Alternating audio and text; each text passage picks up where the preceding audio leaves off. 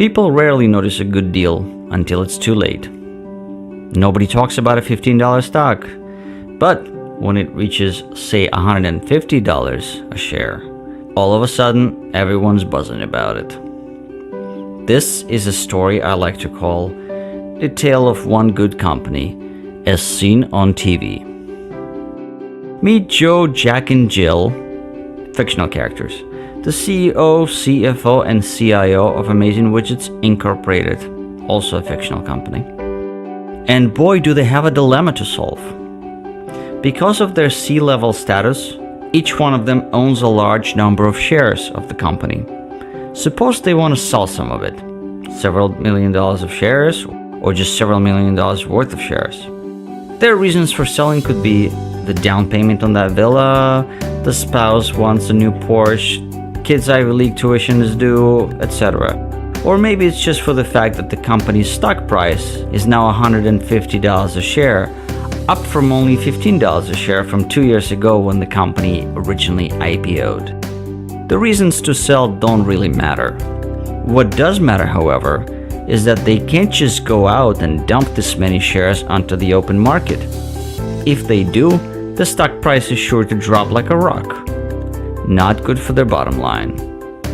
They might be able to sell a small portion at a high price, but very quickly, the buyers taking the opposite side of the trades will see through their intentions and lower their prices rapidly. So what's the alternative here? What if there's a way to create an artificial demand that would keep the buyers coming long enough to keep the stock price steady until all the shares that they need to sell are sold? The CEO picks up the phone and calls a financial news network. "Hey guys," he says, "our company is doing well. We sold X number of widgets last quarter. Our earnings are solid. Why don't you put us in the news?" The guy on the other end responds with, "Sure, we like success stories, and so does our audience. It'll help us sell more ads, so it's a win-win." And so, in no time, the CEO is on TV talking about his company's products, earnings. Meanwhile, the analysts chime in and start quoting the amazing PE ratio, potential growth, speculating on the stock price in the future, blah, blah, blah. What do you do as an average investor? Of course, you fire up your trading platform and bring up the chart of the company's stock. Ooh, what a thing of beauty. From $15 to $150 in just 2 years. The news is great. The company has a good, solid product. You think to yourself, wow, this one can really go to the moon. Without any hesitation, you buy 100 shares. Then, something interesting happens. The price actually climbs higher. You reckon this one is going to make you very rich. You tap into your savings and buy some more shares. Then, you call all your friends and tell them to get in on the action. And now everyone knows about the company, and everyone is a shareholder. Meanwhile, back at the office, or rather a country club, our C-level execs are ecstatic. They are the ones taking the opposite side of all those trades, selling into public's newly created demand. Suppose the price has reached $175 by now. By this time, every average investor has bought. There's nobody else left to buy and to push the stock to the new highs.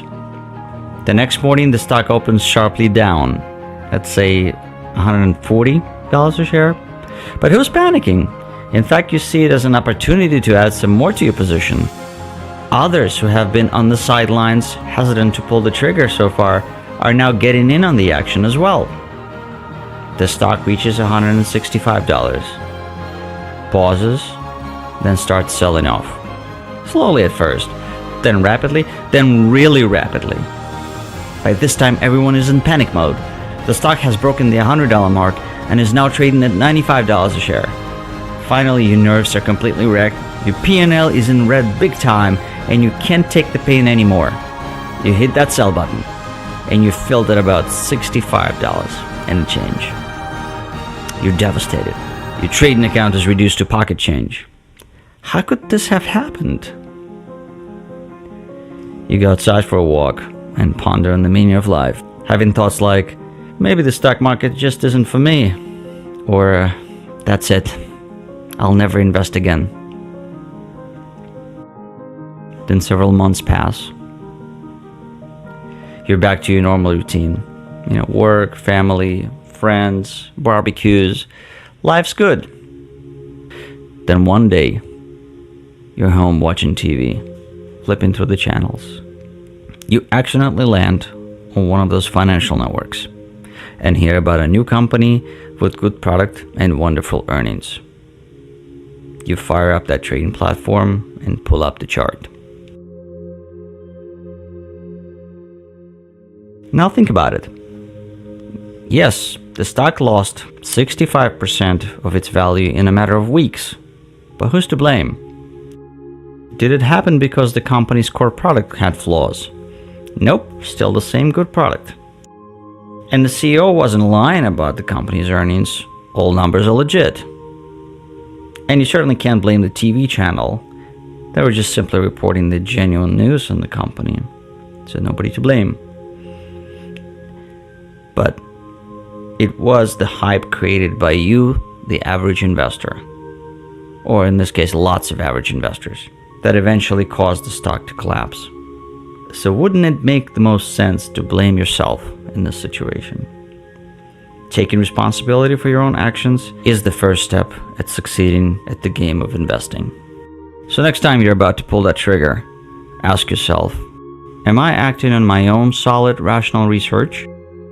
Or am I responding to a news story or a TV interview, or worse, a stock tip from the guy who cuts your hair? Don't be an average investor.